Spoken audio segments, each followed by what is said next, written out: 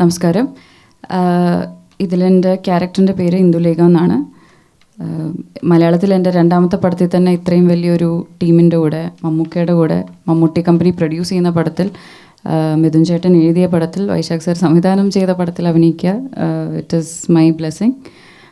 വളരെ നല്ല എക്സ്പീരിയൻസ് ആണ്. ഞങ്ങൾക്കൊരു very strong cast and crew.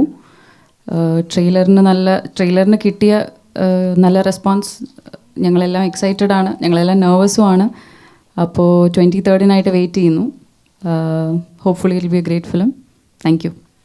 എല്ലാ ആക്ടേഴ്സിൻ്റെ ഡ്രീമാണ് ഒരു മമ്മൂക്കയുടെ കൂടെ അഭിനയിക്കുക, ഇത്രയും സീനിയോറിറ്റി, ഇത്രയും ഒരു ലെജൻഡറി ആക്ടറിൻ്റെ കൂടെ അഭിനയിക്കുക.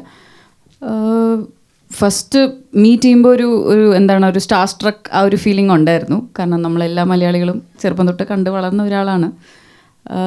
പക്ഷേ ആക്ടിങ് സീൻസിലോട്ട് നമ്മൾ സീൻസ് സ്റ്റാർട്ട് ചെയ്യുമ്പോൾ ജോസും ഇന്ദുലേഖയും ആയി മാറി. അപ്പോൾ ദെൻ രാജ് പറഞ്ഞ പോലെ തന്നെ മമ്മൂക്ക എല്ലാ ആക്ടേഴ്സിനെയും കംഫർട്ടബിൾ ആക്കുന്ന ഒരു ആളാണ്, സജഷൻസ് പറയുന്ന ഒരാളാണ്. ഇപ്പോൾ ലുക്സ് സസ്റ്റെയിൻ ചെയ്യുക, അല്ലെങ്കിൽ ഡയലോഗ് കുറച്ചുകൂടെ നീട്ടി പറയുക, അങ്ങനത്തെ കുറേ കാര്യങ്ങൾ പറഞ്ഞു തരുന്ന ആളാണ്. He's very open to conversations. അപ്പോൾ എന്താണ് ഒരു അടിപൊളി എക്സ്പീരിയൻസ് ആയിരുന്നു. വഴക്ക് കിട്ടിയിട്ടുണ്ടോ? ഷോർട്ട് ടെമ്പേർഡ് ഇല്ലല്ലേ? എനിക്ക് വെറുതെ പറയുന്നതല്ലായിരുന്നു. അല്ലല്ലേ, വെറുതെ പറയുന്ന അങ്ങനെയൊന്നുമില്ല.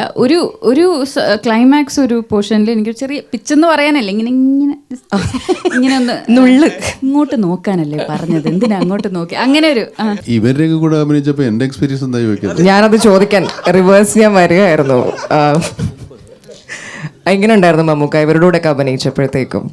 നല്ല സ്വീറ്റ് ആൾക്കാരല്ലേ, നല്ല ആൾക്കാരാ. ഒരു ജാടയും ഇല്ല, ഒരു അഹങ്കാരവും ഇല്ല.